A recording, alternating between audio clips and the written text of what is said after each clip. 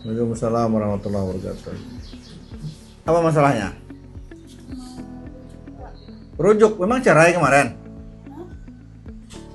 Ya cerai, cuma kemarin 7 Oktober kan aku ajukan rujuk, cuma tunggu akhir lah. Cerai, sudah cerai. Kapan cerai awal tapi belum lulus di persidangan. Oh, kenapa sampai bertengkar sampai ke arah situ? Apa cuma ada masalah terus sama-sama emosi. Apa masalahnya kemarin sampai kamu sempat mengucapkan talak? Sempat kamu? Akhirnya itu sih. Apa masalahnya dulu dari awal? Kalau jujur-jujuran kemarin kan, Ya harus jujur dong, nggak boleh Ya, ditutup-tutupi. iya, Kalau Jujur. bohong sama aku layani. Gimana ceritanya? kalau kemarin kan sama-sama kuliah. Sama-sama kuliah. Nah, jadi Ah. kan ini apa? Kapan mulai terjadi kasusnya? Agustus. Agustus 2025. Kenapa baru sekarang ke KUA? Selesai ujian. Kan begitu. Sekarang kamu sampai mengucapkan kalimat talak itu bulan apa? Agustus. Agustus juga. Kenapa baru hari ini baru ke KUA? Oktober. Kan kemarin sudah saya pesan nih, ketika terjadi persoalan dalam rumah tangga, pertengkaran hebat dan sebagainya, tidak bisa diselesaikan bersama. Minta pendapat orang tua, datang ke orang tua tapi sama-sama, jangan masing-masing. Ketika di sana tidak ditemukan jawabannya, ayo ke KUA. Kan begitu nasihat saya kemarin. Kenapa dilupakan? Sebenarnya 7 Oktober tuh sudah saya minta ajukan rujuk sih. Agustus, September, Oktober, November, Desember. Itu kalau kamu ajukan ke pengadilan agama, sudah jatuh talak, kalian harus nikah ulang. Gitu loh. Tapi kan undang-undang kita menyatakan gimana? Talak itu baru jatuh ketika diucapkan di depan sidang pengadilan agama. Itu undang-undang kita, undang-undang perkawinan. Termasuk kompilasi hukum Islam juga seperti itu. Selama tidak diucapkan di depan sidang pengadilan agama, maka tidak jatuh talaknya. Nah, persoalannya sekarang apa? Orang selalu mengaitkan pada fikih hukum Islam. Kalau talak itu sudah diucapkan, sekalipun tidak di hadapan sidang pengadilan agama, jatuh talaknya, ya kan? Nah itu persoalannya. Jadi mana yang diambil? Nah, gitu toh. Apalagi kalian zaman melaksanakannya pada saat itu kamu tinggal dengan siapa? Suara tuh ganti-gantian lah tempat.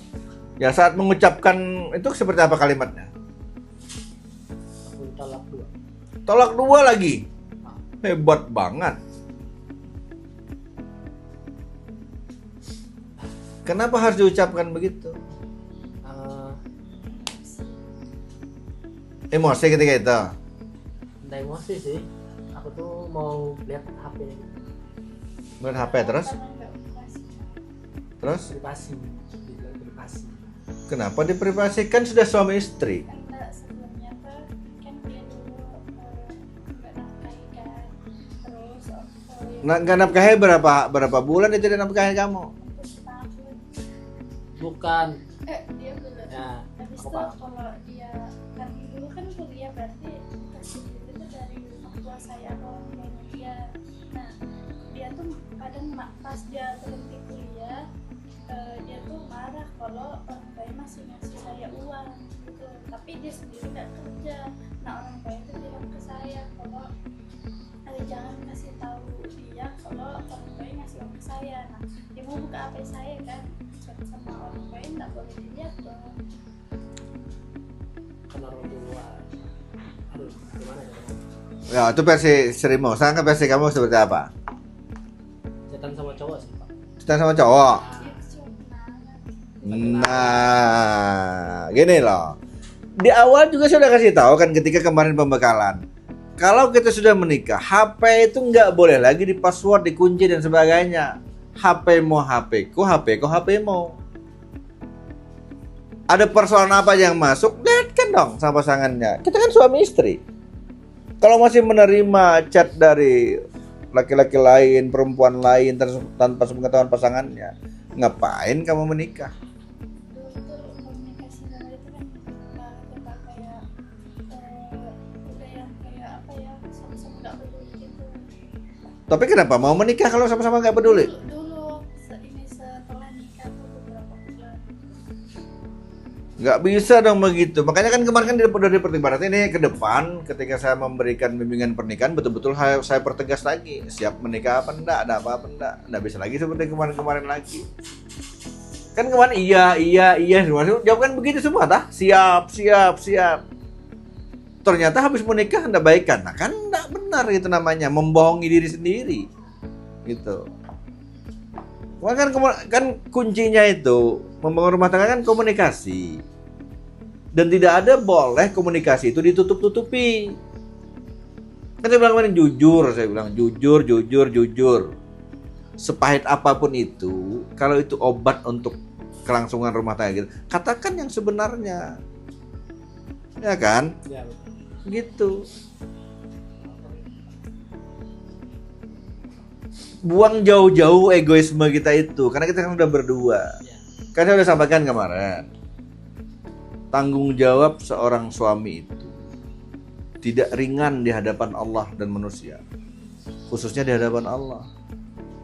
Kenapa? Dia menanggung istrinya, menanggung anaknya, menanggung orang tuanya bagi seorang anak laki-laki. Kalau anak perempuan, begitu dia diikhlaskan dan diridhai oleh kedua orang tuanya untuk menikah, selesai tugas orang tuanya. Ikutlah, taatlah kepada suaminya selama suaminya taat kepada Allah dan Rasulnya. Kan begitu kemarin saya sampaikan. Kalau ada masalah, sampaikan. Komunikasikan dengan baik, bicarakan dengan baik. Apa masalah kita? Gitu. Sama-sama sekolah, belum punya penghasilan, masih ikut orang tua. Orang tua juga menjamin kita. Oke, sementara. Tetapi tetap seorang suami berusaha untuk mendapatkan pekerjaan, untuk mencari nafkah untuk istrinya. Berapapun kemudian penghasilan yang didapatkan oleh suaminya, karena keseriusannya terhadap tanggung jawabnya, istri harus bisa menerima. Tidak ada seorang suami pun yang mau penghasilannya itu sedikit, mau banyak untuk membahagiakan istrinya. Tapi karena takarannya sudah ada, kata Allah, inilah penghasilan kamu untuk 1 bulan ini untuk 1 hari ini. Jangan minta lebih. Nah, ketika istri meminta lebih dari apa yang bisa didapatkan oleh suaminya dalam mencari nafkah, disitulah bermula pertikaian terjadi dalam rumah tangga. Kesalahpahaman, pertengkaran, itu tidak percaya diri. Tapi kalau kita mau mensyukuri, inilah penghasilan suamiku setiap bulan, terima, oke bang, aman bang, saya terima ini. Kita sama-sama paham, kita harus jaga ekonomi rumah tangga kita dengan baik dengan penghasilan seperti ini. Mana yang prioritas, mana yang tidak, mana yang menjadi kebutuhan, mana yang tidak. Gitu. Diatur seperti itu. Sehingga kita juga bisa meminimalisir. Intinya jangan egois lah. Istri juga jangan egois, suami juga jangan egois. Merasa istrilah paling benar, istrilah paling susah, istrilah paling berat pekerjaannya. Atau dibalik, suamilah paling susah, tanggung jawabnya begini, bekerja begini, capeknya begini. Sama-sama ada kesalingan. Nah, kalau sudah diucapkan, ketika mengucapkan siapa yang jadi saksi? Ada sih. Cuman adiknya, dia punya adik kan cowok, seumuran saya, dia lewat doang bertengkar. Terus kalian bertengkar. Saat bertengkar itu Ada adiknya. ya, kemudian sampai muncul kata-kata talakmu gimana? Ya, aku kan suruh dia buka privasi HP kan, dikunci. Bilang buka daripada tambah besar masalahnya. Jadi saya emosi betul lah. Dari malam sampai pagi. Jadi itulah. Jadi aku ucapkan talak. Di mana kamu dapat bahasa bisa menjatuhkan talak 2 sekaligus? Sebelumnya tuh dia kayak bilang cerai gitu. Kata-katanya gimana? Ya udah kita cerai aja gitu. Gitu aja? Ya. Nggak ada kalimat lain? Kalimat apa yang kamu munculkan ketika itu? Kalau memang sudah tidak tidak sanggup ya cerai aja gitu lah. Nggak ada kamu sebut talak. Itu belum ada talak. Cerai kayak misalnya kamu nggak sanggup, ya cerai aja. Nah kau bilang tadi Agustus mentalak dia gimana caranya? Oh, itu Agustus yang pas privasi itu. Apa yang kamu ucapkan? Aku talak dia. Begitu dia ngomong. pakai kata kasar sih punya. Hah? Pakai kata-kata Ya, kasar. ada kata kasar lah dikit. Gimana? Di rumah. Nah maksudnya gimana kata-kata yang kamu keluarkan? Coba sampaikan aja ke saya biar saya tahu. Itu kayak Aku talak kamu. Aku talak dua kamu. dulu. Betul? Ya gitu aja. Gitu aja. Ya terus dia telepon tante saya kan sebelum pulang. Ya. Setelah kamu lakukan Agustus ku talak dua kamu masih kumpulin dia? Enggak.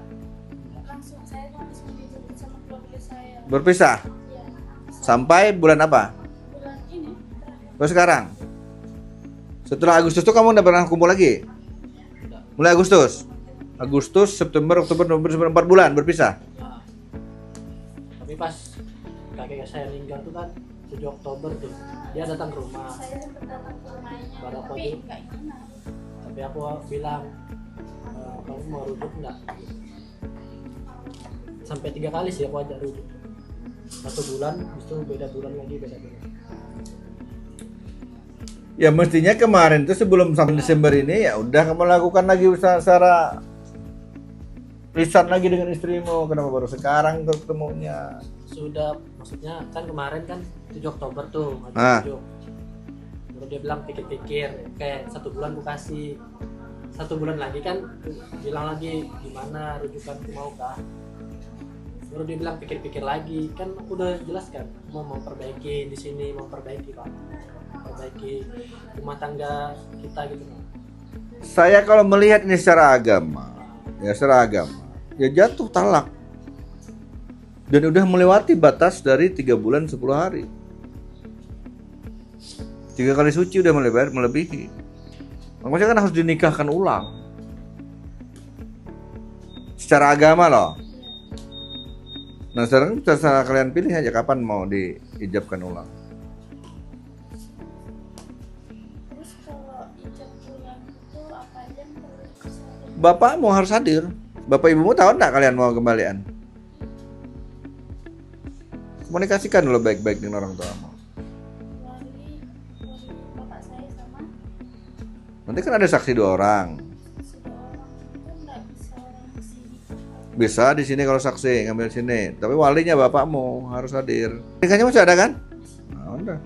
Kalau kayak surat walinya tuh kayak Ya tau lah dia berwakil wali gimana caranya itu. Iya. Tinggal di mana sekarang? dia di Bandung saya di sana. Rencana nanti nikahnya mau di mana? Di rumah aja. Di rumahmu siapa ada? Orang tua. Nah, dengan di hadapan orang tua aja. Biar saya bisa langsung komunikasi dengan bapak ibumu. Ya yang penting begini, kalian punya etikat baik untuk berumah tangga. Apa dengan keluargamu dikelirkan dulu, dengan orang tuamu, keluargamu, bapakmu. Kalau udah siap segala-galanya, silakan datang kembali sini ya, hubungi kami. Oke. Kasih Pak. Hmm. Mari pak. Ya.